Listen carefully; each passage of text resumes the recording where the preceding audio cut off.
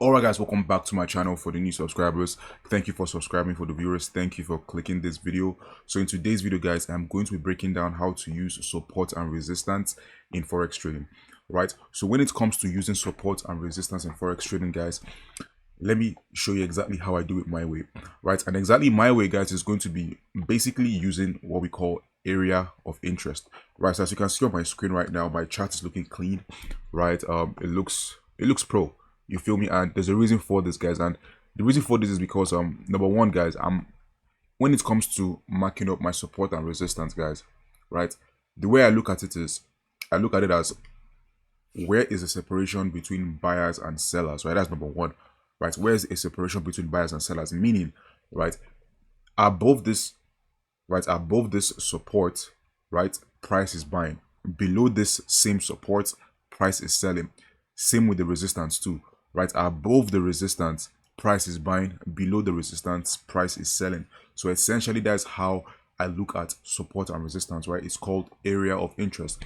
And essentially, guys, right, on my screen, like you see, I literally have two colors, right? The blue and the white. And the blue color represents the daily time frame area of interest, and the white color represents the 1 hour area of interest, right? So I'm going to break down each of these lines and show you exactly why I picked this as the area of interest, right? So as you can see, the first line here, right, this is going to be an area of interest because above this line, price was buying, right? As you can see, price was buying above this line. And as you can see, price now came again, same place, now retested that same area of interest and then bought up, right? Same thing with this second line. So as you can see, above this, price is buying, right? Below this, price is selling. And as you can see, price reacted perfectly up this, above this area, price bought, right? Same thing here too. Above this area of interest, price is buying. Below this area of interest, price is selling, right? So this basically how you look at, support and resistance when it comes to, forex trading. So essentially the demarcation between buyers and sellers, right? Because again, above this, like literally guys, if you pick any area of interest here, you can clearly see that above that area of interest, right, price literally bought. Below it, price is selling. And again guys, like, this is not some random like area of interest I'm placing. Do you feel me? Like, if I was to place this right here, you can clearly see this is not an area of interest, right? Because clearly, like, price is just disrespecting it back and forth, back and forth. But if I say that, hey, this can be an area of interest, you're going to tell me, yeah, because clearly you can see that price under this area of interest is selling, as you can see, right? And then above this area of interest is buying. Clearly, you can see how price is reacting like this, right? So I would mark this area of interest here too. So you can clearly see how price is reacting like that, right? And then same goes with the daily time frame too, right? So with the daily time frame, as you can see, the blue lines, like I told you, represents the daily time frame. And as you can see, price is reacting off of this, right?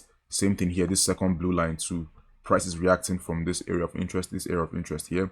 This blue line too here, this line too here. As you can see, price reacted 1, 2, right?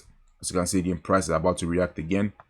So there's multiple area of interest in the daily time frame. Now, as you can see, it just goes on and on, right? But again, let's just go to a random chart and basically break down how to mark it from A to Z. So let's go to GBP Chef, I guess, because I've not traded GBP Chef. Yeah, I haven't. So we can clear join, right? Let's look at this last markup. Okay, cool. So we can clear join, yes, boom. So like I told you guys, the area of interest or support and resistance, right? You have to understand that it's the demarcation between buyers and sellers, right? So basically what we have here is this. If you just look with our eyes, what do we see? Okay, I do see price might actually sell, which would be card. So price is currently right here. So this area here, I kind of see like an area of interest here, right? Where price is literally like reversing from this area right here, boom. So literally above this area, price is bullish. Below this area, price is bearish. So if I do this, you can see now, like, above this area, price is bullish. You can see bullish, bullish. Below this area, price was bearish. It sold a little bit to this area here. So I would want to mark this area and then also this area here as the area of interest, right? Boom. So something like this, right? Boom, as you can see. And then Maybe I'll mark something here. Yeah, something here. That's the area of interest here. So if you notice, boom, right? And then, like you see, guys, above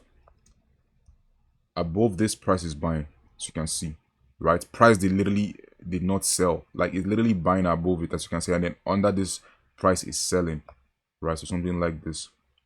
So it's not going to be perfect 100% of the time, as you can see here. You do have like slip ups, but it's always best to find a way to still accommodate those slip ups, right? So I could probably do something like this, but again, as you can see, price is not tapping this zone, which is okay.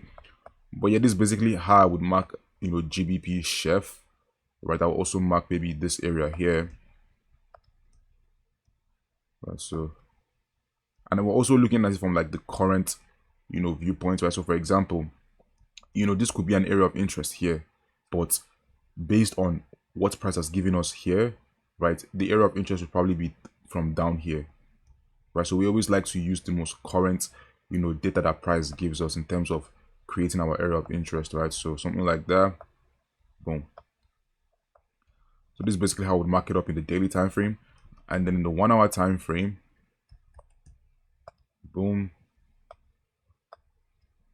1 hour time frame, there's really not much to mark up, because price is literally already so far gone. Yeah, there's really nothing I can mark, to be honest. Maybe I can mark something here as the area of interest. So for me, from here to here, and then let's see how price is reacting. So as you can see, price literally reacted off this, right? So I'm literally not even making this up, right? So you can see how price literally reacted off this area here, right? So above this area, price was, buying, and then below this area, price was selling. If I do this, boom, and as you can see, I'm literally not even making this up. Price is literally reacting just like how I've explained it, right? Boom, boom. So we can definitely expect price to come back and retrace again. Actually, yeah, actually come back to retrace again, right? So maybe something like this, right? But your trades would have literally come from, like I told you, your area of interest. So this would have been your trade. So this would have been an entry right here.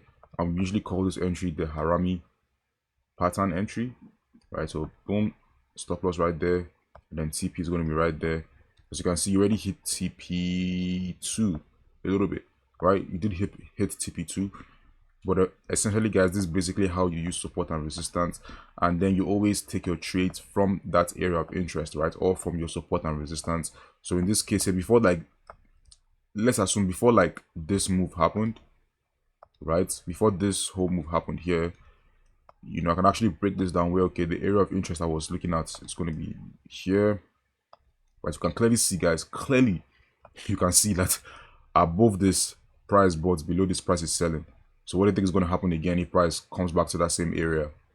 Of course, you see, so you can clearly see that price is still reacting off that same area, right? So I'll probably do something like this, move this down a little bit, boom, like that. And as you can see, guys, price is literally giving you your entries, right? So price was,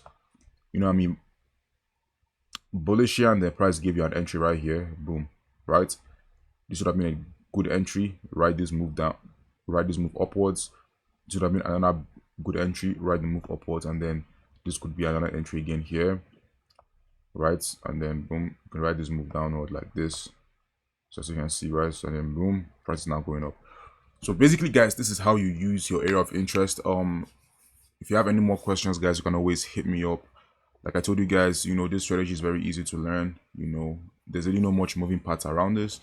Just learn how to mark up your area of interest.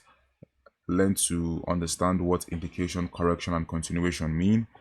And literally, guys, you should be good. You should literally be set, all right?